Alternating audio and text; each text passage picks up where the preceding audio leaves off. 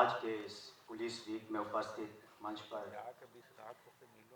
श्री आमिर सुमानी साहब, ACS home, excise commissioner Kartikeya साहब, ADG Ravindra Chandran साहब, DG आलोक राज साहब,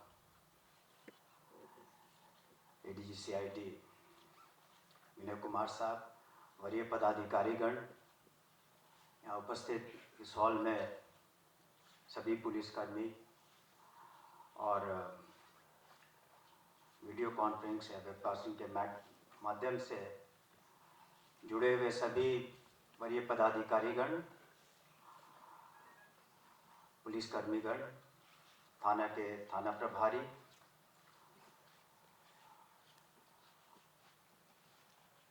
आपने हमें यहाँ इस मौके पर शिरकत करने का मौका दिया, आपको बहुत बहुत धन्यवाद। साथ ही साथ हम आपको मुबारकबाद देना चाहेंगे कि पुलिस वीक को संचालन आप बहुत ही अच्छे तरीके से कर रहे हैं। हमने जो भी मटेरियल आपने हमें भेजा है देखा है और विभिन्न तरह के सब्जेक्ट्स पर गोष्ठियाँ हो रही हैं, कॉन्फ्रेंसेस हो रहे हैं और उसका लाभ आपको ज़रूर मिलेगा। लेकिन सबसे ज़्यादा खुशी हमें इस बात की है कि मैं वापस उसी महकमे में आज खड़ा हूँ आपके सामने, जिस पुलिस डिपार्टमेंट में हमें सब कुछ दिया। हमने जो कुछ भी पाया, अचीव किया या नहीं अचीव किया, ये आपकी मदद से किया। पुलिसिंग एक टीम वर्क है और अकेला कोई भी ऑफिसर बहुत कुछ नहीं कर सकता, जबकि सभी पुलिस विभाग के लोग अगर साथ नहीं हों। हमने टीम वर्क में काम किया, 3 दशक से ज़्यादा बिहार को सर्व करने की कोशिश की और जहाँ मैं हूँ आज, वहाँ भी हमारी कोशिश यही रहेगी कि सर्व कर सकूँ।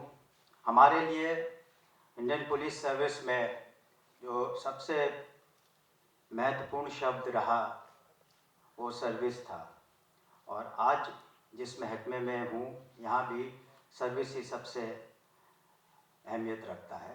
इसका कैनवास थोड़ा बड़ा है, वर्क का नेचर डिफरेंट है, लेकिन इतना आपको आश्वस्त करना चाहूँगा कि मेरे स्तर से पुलिस विभाग के लिए जो कुछ भी बन पड़ेगा हम अपनी तरफ से ज़रूर प्रयास करेंगे कि आपके रिसोर्सेज में, आपके परफॉर्मेंस में बेहतरी आए। और वैसे तो रविंद्र शंकर ने बताया ही और हम भी सभी जानते हैं कि ACS होम साहब ने आगे बढ़ करके पुलिस विभाग के लिए बहुत कुछ किया है। इसका फ़ायदा हमें भी व्यक्तिगत रूप से मिला और विभाग को भी मिला, इसके लिए हम उन्हें शुक्रिया अदा करना चाहेंगे इस मंच से। जैसा कि मेरे से पहले वक्ताओं ने बताया कि जो प्रोहिबिशन है पूर्ण है, शराबबंदी पूर्ण है, डायरेक्टिव प्रिंसिपल्स में उल्लेख है, बिहार सरकार ने एक्ट पारित किया और हमें जो आज टॉपिक दिया गया है प्रोहिबिशन द वे फॉरवर्ड, तो अब हमारे पास कोई चॉइस की गुंजाइश नहीं है। We don't have a choice. हमें एक्ट करना है और कानून के दायरे में रह के एक्ट करना है।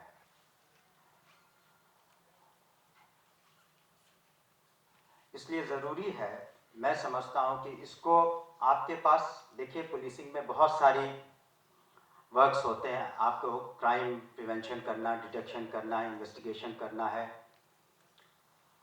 और साथ ही साथ ये भी महत्वपूर्ण काम करना है।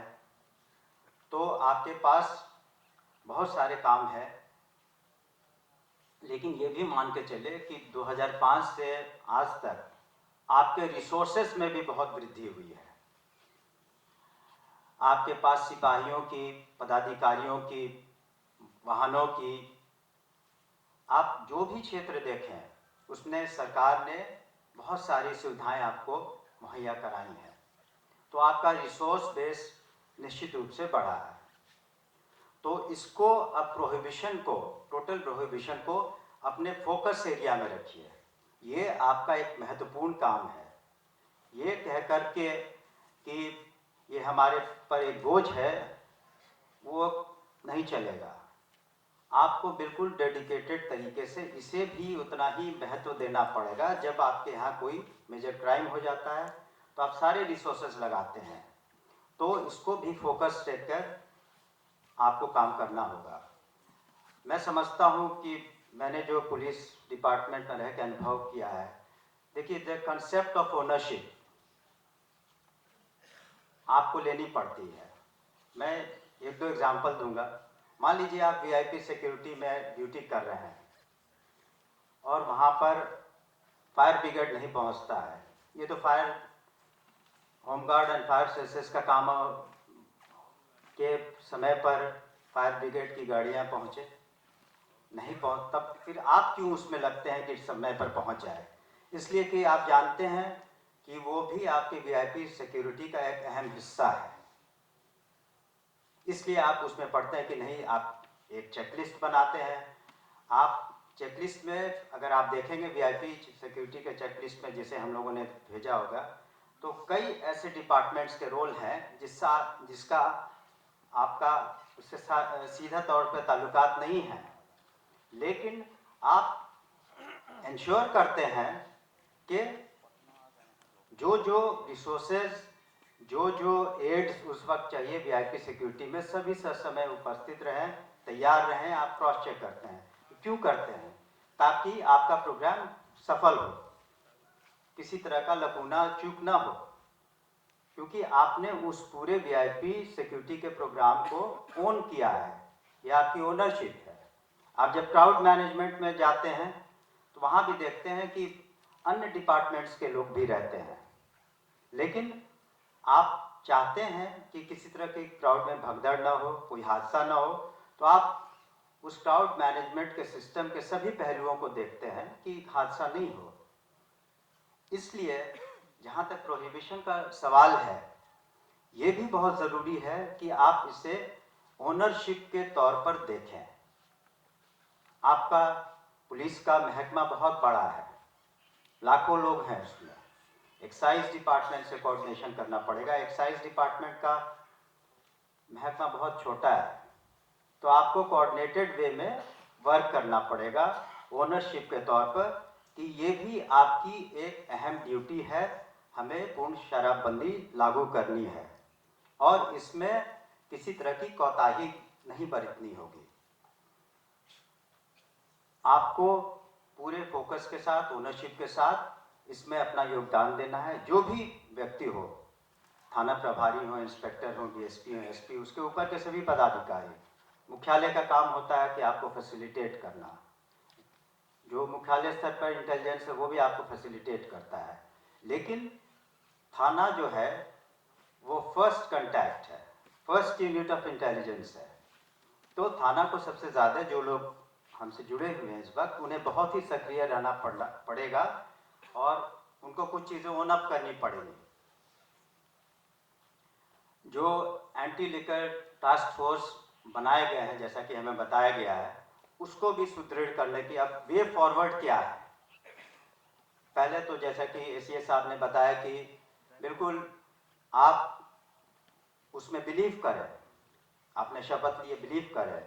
मैं तो उसे एक कदम आगे जाके कहूँगा कि उसको ओन करें। आपका डेडिकेशन होना चाहिए, लेकिन साथ ही साथ ये भी देखें कि वहाँ पर किसी तरह के लापरवाही या कनाइवेंस नहीं हो। उस तरह की बात आती है तो निश्चित रूप से कार्रवाइयाँ की जाती हैं। तो ऐसी स्थिति नहीं है। तो फर्स्ट वे फॉरवर्ड है कि जो एंटी लिकर टास्क फोर्स बनाए गए हैं जो जिलों में, उसको और सुदृढ़ किया जाए ताकि जो भी इंटेलिजेंस वर्क मिले वो ठीक से हो। दूसरा स्टेप मेरे ख्याल से जो कोऑर्डिनेशन एक्साइज डिपार्टमेंट और पुलिस डिपार्टमेंट में होना चाहिए वो निश्चित रूप से हो, और एसपीज के जो क्राइम मीटिंग होते हैं उन्हें ज़रूर बुलाया जाए। एक्साइज सुप्रिंटेंडेंट साहब को भी उसमें 5-10 मिनट का मौका शुरू में दिया जाए, ताकि वो अपनी बातें रख सकें और स्पष्ट तौर पर। उस वक्त वहाँ कोई प्रेस को या अन्य डिपार्टमेंट को कृपया मत रखिएगा, लेकिन इनको भी अपने एंटी लिकर ड्राइव का हिस्सा बनाएं, ये बहुत आवश्यक है। देखिए, आप सभी जानते हैं कि मेरे तीसरी बात जो कहना चाहूँगा कि वे फॉरवर्ड में कि जो आज सूचना इंटेलिजेंस है, that is one of the bedrocks of policing, और unfortunately over a period of time हम लोग का टेक इंटेलिजेंस, जो आप डाटा एनालिसिस करते हैं या फिर जीपीएस एनालिसिस करते हैं, वो बहुत उसमें बेहतरीन स्टेप्स लिए गए हैं एनालिसिस के, लेकिन human intelligence has taken a very very big back seat. हमने बहुत पहले किताब पढ़ी थी एक इजरायली जनरल की, और आप जानते हैं कि Mossad one of the best intelligence agencies है वर्ल्ड में, और उसने कहा था फाइनली, और बातों के अलावा, कि ह्यूमन इंटेलिजेंस का कोई रिप्लेसमेंट नहीं है, उसका कोई सब्स्टिट्यूट नहीं है, उसकी बहुत अहमियत है। आप लादेन को जो पकड़ा गया उसमें भी ह्यूमन इंटेलिजेंस का बहुत बड़ा रोल था। अब हम ह्यूमन इंटेलिजेंस को लेकर कैसे आगे बढ़ते हैं, तो कुछ चीज़ें जो आपके सामने हैं, जो बताया गया कि जीविका, नौ जीविका की दीदियों ने आपको माननीय मुख्यमंत्री महोदय के सामने ये बात रखी कि डोमेस्टिक वायलेंस है, पैसों की तंगी है, सब कुछ है, इस कारण से शराबबंदी की जाए। तो जीविका समूह को अगर आप टैप करें, वो गांवों में जाती हैं, कई जगह जाती हैं, तो उनको भी आप सबके सामने थाना में बुला करके आप करेंगे तो बड़ा मुश्किल है, लेकिन शुरू में मैं भी as ADG headquarter, ADG special branch, इन सब चीज़ों से जुड़ा रहा, तो बहुत उन लोगों ने बहुत फ़ायदे दिए और उनको आप टैप कर सकते हैं। दूसरा जो है कि जो छोटे छोटे लोग जो पकड़े जाते हैं, जो जेल से बाहर निकल के आए, आपके पास एसएस फंड है, तो आप वैसे चार्जशीटेड लोग जो इस स्टेट में निश्चित तौर पे भी इन्वॉल्व हैं, तो उनको भी आप टैप कर सकते हैं। जो जेल के अंदर हैं, जेल के इनमेट्स, मैं बता दूं कि अच्छे अच्छे केसेस हम लोगों ने जेल में जो सजायाफ्ता है या और भी इस तरह के क्रिमिनल्स होते हैं, information can be bought from them also. तो जेल के अंदर जो लोग हैं उनको भी आप टैप करने की कोशिश करिए। वो तो इन्वेस्टिगेशन का हिस्सा, कितने बार जो कन्फेशंस आपके जो लिए जाते हैं, जो पकड़ाया, उसका फॉलोअप नहीं होता है, उसको जो बैकवर्ड फॉरवर्ड लिंकेजेस की हम लोग बात करते हैं वो नहीं होता है। कन्फेशन अधूरा का अधूरा रहता है, 2 आदमी जेल चले गए, उसका इंटरोगेशन ठीक से नहीं हुआ, कन्फेशन बिल्कुल जहाँ का तहाँ रह गया। ह्यूमन इंटेलिजेंस का एक और ज़रूरी पहलू है चौकीदारी सिस्टम। नाउ रूरल इंटेलिजेंस के लिए और इंफॉर्मेशन देने के लिए चौकीदारों को रखा गया है, उन्हें पैसे दिए जाते हैं और अच्छे पैसे दिए जाते हैं। तो हमारी अपनी समझ है कि चौकीदारों को जो रूरल एरियाज के बारे में इंटेलिजेंस है, बहुत ही उनके पास बहुत सारी इंफॉर्मेशन है, इंटेलिजेंस है, आप उनको टैप करें। और जिस दिन हमारी विभाग की समीक्षा माननीय मुख्यमंत्री जी कर रहे थे, उस दिन हमने स्पष्ट तौर पर, आज ही प्रोहिबिशन थे और भी लोग थे, मैंने कहा कि देखिए, अगर किसी एरिया में, ग्रामीण क्षेत्र में खास करके, अगर कहीं कोई घटना घटती है, तो चौकीदारों को न सिर्फ एडमिनिस्ट्रेटिवली उन पर कार्रवाई की जाए, उनको 120B कॉन्स्पिरेसी के तहत भी उनको नेमिंग की जाए FIRs में। हम लोगों ने किया है लैंडस्लाइड बेल्ट में, कि जहाँ पर कनाइवेंस पाया, बिल्कुल इस तरह की मेजर घटनाएं घटती हैं, तो वाई ओनली एडमिनिस्ट्रेटिव एक्शंस। हम लोग थाना प्रभारी पर तो कार्रवाई कर लेते हैं कि बहुत सारी आगे चल के होती है, तो जो चौकीदार हैं उनके साथ पहले आप चौकीदारी परेड आने वाले किसी संडे को कर लें, और उनको स्पष्ट तौर पे ये सारे चीज़ें बता दें और उनसे साइन करवा लें कि अगर किसी तरह की घटना, अप्रिय घटना आपके क्षेत्र में घटती है और बड़े तौर पर अगर कोई आदमी एक शराब पीता हुआ पकड़ा गया, वैसी बात नहीं, लेकिन बड़े पैमाने पर कोई तस्करी हो रही है, कोई घटना घटती है, तो they will also be held responsible and FIR will be launched against them. तो इससे मत हिचकिए, मेरे ख्याल से उसमें कोई लीगल लकूना नहीं है। और ये बात मैंने उच्च स्तरीय मीटिंग में भी अपनी रखी थी, तो उससे भी आपको एक माहौल पैदा होगा।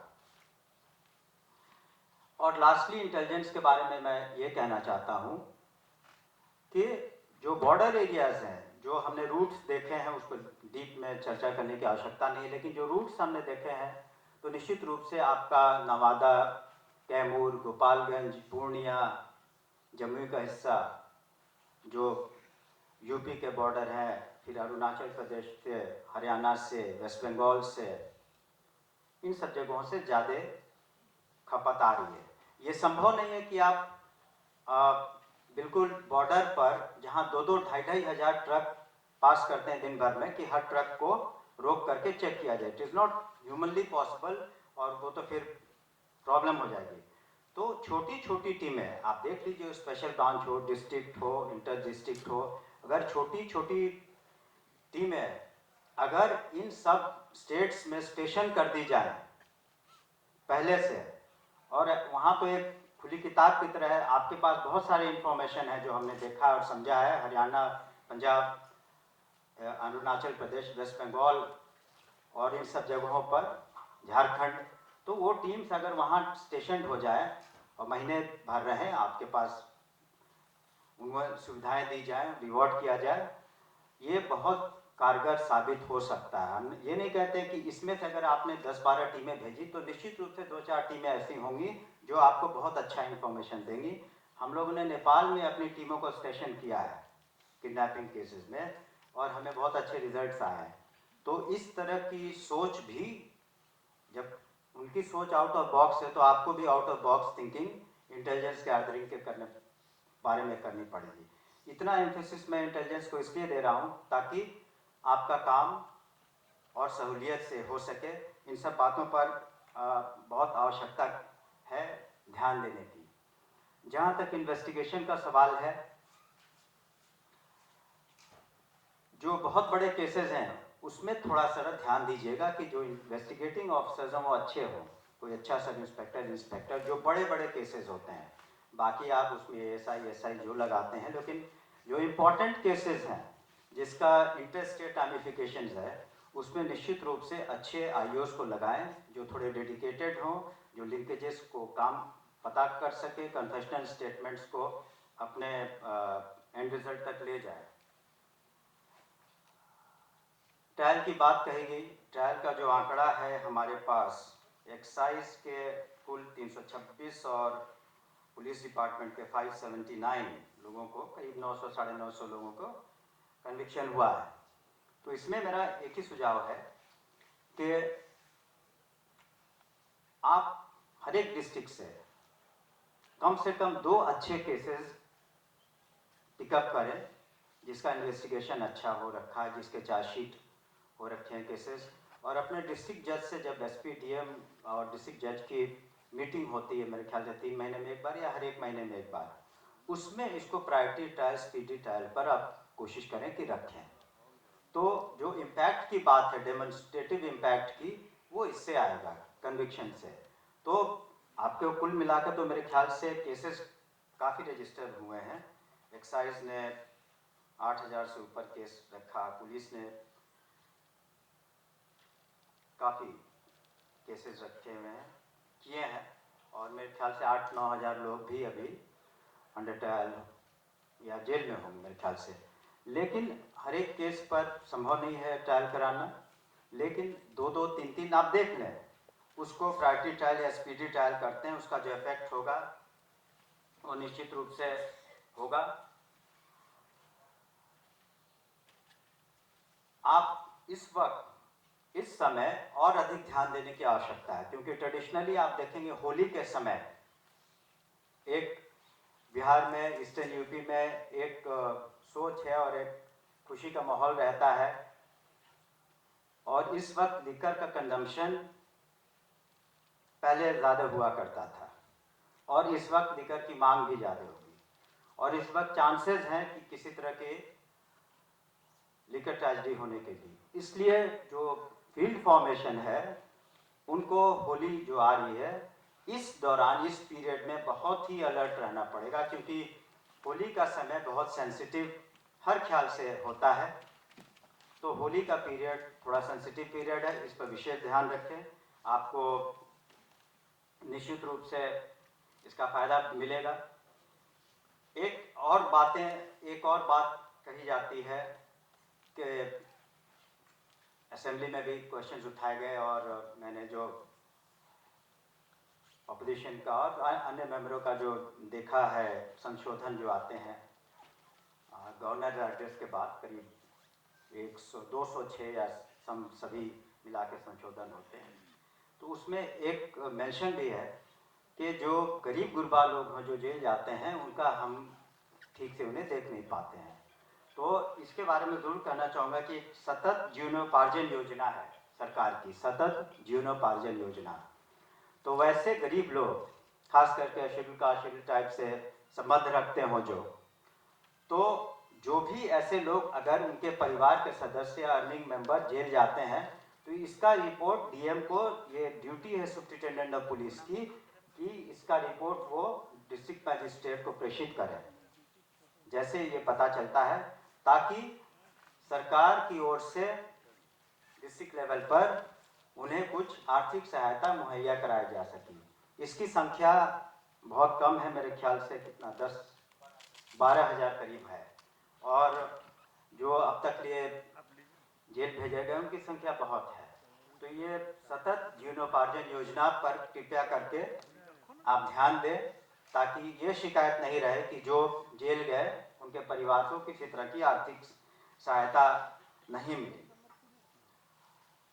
जो चैलेंजेस हैं हमारे सामने बहुत हैं। आप लोगों ने जो ट्रक्स का मेरे पास फिगर है, व्हीकल्स का काफ़ी संख्या में व्हीकल्स का कॉन्फिस्केशन हुआ है। Liquor, Indian made foreign liquor, देसी शराब सभी काफ़ी मात्रा में पकड़े गए हैं, लेकिन ये वर्क इन प्रोग्रेस है। इसमें वही जो लिखा रहता है कि सावधानी हटी दुर्घटना घटी।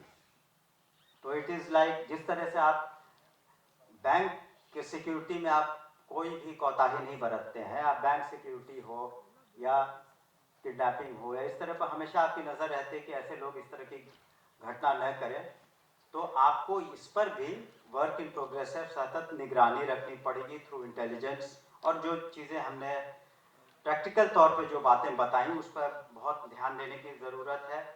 रोज़ मेरे ख्याल से एवरी डे एसीएस साहब, डीजीपी साहब, आईजी साहब, एक्साइज कमिश्नर साहब और आईजी प्रोहिबिशन सभी लोग 2-2, 3-3 जिलों को की समीक्षा कर रहे हैं या एक-एक जिले की समीक्षा कर रहे हैं। तो उस दौरान जो बातें कही जाए उस पर ध्यान दें, क्योंकि सरकार के स्तर पर भी इस पर काफ़ी निगरानी है।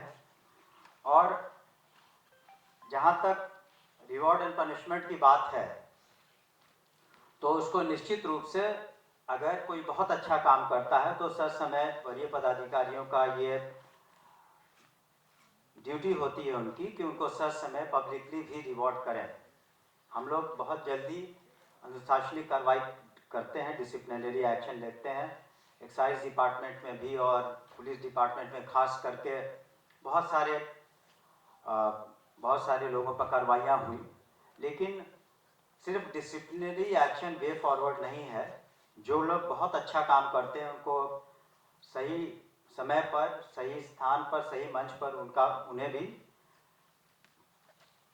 रिवॉर्ड दिया जाए और प्रोत्साहित किया जाए। जो लोकल इंटेलिजेंस यूनिट की बात है उस पर निश्चित रूप से जो एसीएस साहब ने कहा उस पर ध्यान देने की आवश्यकता है। तो मैं समझता हूं कि जो वे फॉरवर्ड है वो बहुत चैलेंजिंग है, ये आसान काम नहीं है। लेकिन देखिए, जब हम ट्रेनिंग इंस्टीट्यूट में नेशनल पुलिस एकेडमी में थे या बिहार पुलिस एकेडमी में DYSPs की ट्रेनिंग या सब इंस्पेक्टर की ट्रेनिंग होती है, तो हमें एक आइडियल सिचुएशन बताया जाता है, लेकिन जब फील्ड में आते हैं तो वो सिचुएशन आइडियल नहीं होती है। थाने में ये हो रहा है, डिस्ट्रिक्ट में ये हो रहा है, ये कमी है, वो कमी है। लेकिन आप आइडियल सिचुएशन इसलिए बताया जाता है आपको ताकि आप उसके लिए कोशिश करें, स्ट्राइव करें कि हम वहाँ तक पहुँचे। तो उसी तरह मैं समझता हूँ शराबबंदी का भी मुद्दा है।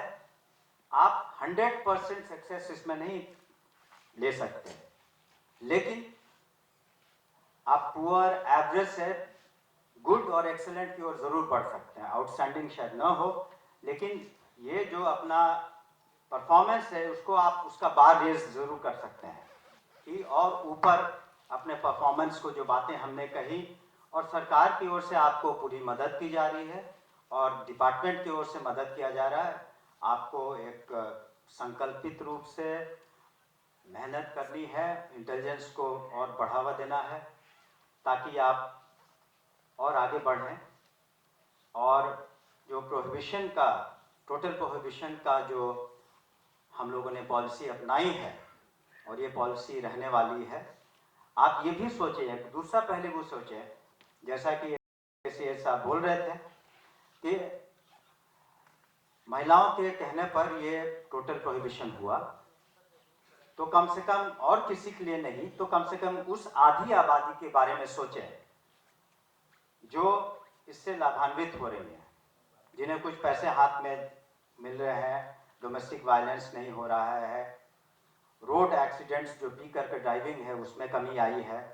तो उन औरतों के बारे में, महिलाओं के बारे में ज़रूर सोचें, उसके परिवार के बारे में भी सोचें, और सिर्फ रेवेन्यू के बारे में मत सोचें कि कितना घाटा हुआ, कितना लॉस हुआ।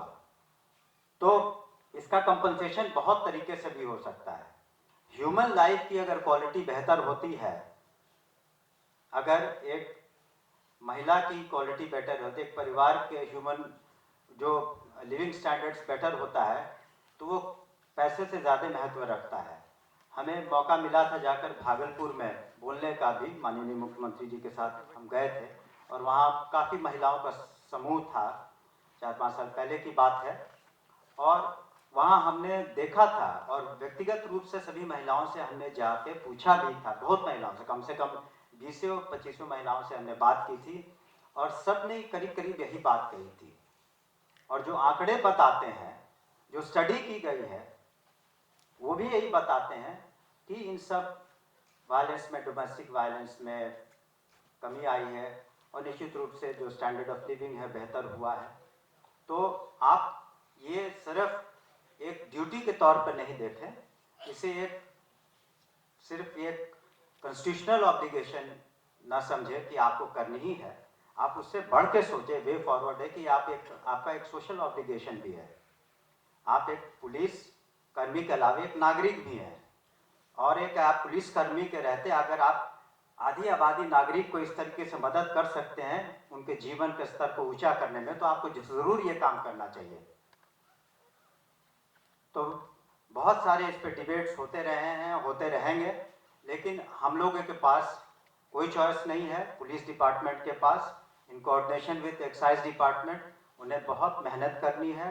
इंटेलिजेंस बेस्ड अगर आप काम करेंगे, कुछ केसेस का ट्रायल करेंगे, और मिलजुल करके जो भी वे फॉरवर्ड रिसोर्सेज की ज़रूरत पड़ेगी, आईजी प्रोहिबिशन को और रिसोर्सेज की ज़रूरत पड़ेगी, तो मैं तो DGP साहब नहीं है, जो पुलिस मुख्यालय के लोग हैं उनको ध्यान दिला दें कि आईजी प्रोहिबिशन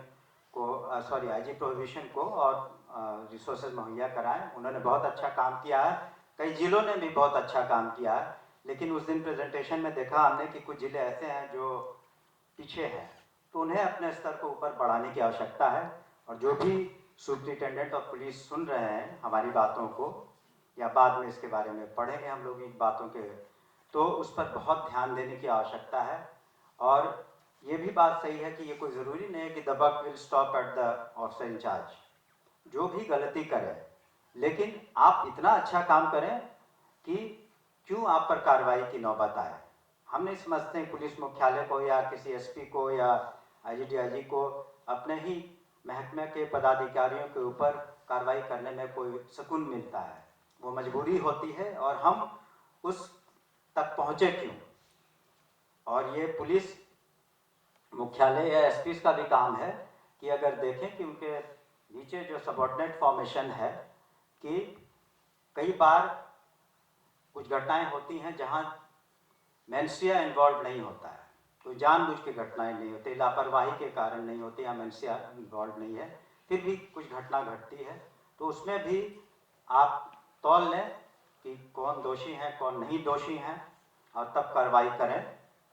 और आपने हमें यहाँ बुलाया और बोलने का मौका दिया और हमें तो बहुत खुशी हुई आप लोगों को देख करके, आपसे मिल करके। बहुत सारे ऐसे चेहरे हैं परिचित हैं और हमने जैसा कहा कि जो कुछ भी बन पड़ेगा हमसे पुलिस डिपार्टमेंट के लिए, हालांकि डायरेक्ट नहीं लेकिन इनडायरेक्ट फिलहाल संबंध है, प्रोहिबिशन को लेकर के हम ज़रूर करेंगे। और हमारे दरवाजे आपके लिए हमेशा की तरह खुले हैं। अपनी कोई बात कहना चाहें तो आप हमारे यहाँ आ सकते हैं। हमारे मोबाइल नंबर तो वही जो 20 साल पुराना है वही आज भी है। Anybody can give me a call or you will be most welcome. और मैं अपने आप को I feel very honoured and privileged to come here and to speak to you and be amongst you. Thank you so much. जय हिंद।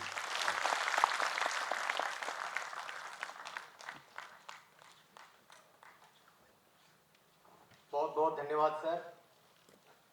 आप हमारा परिवार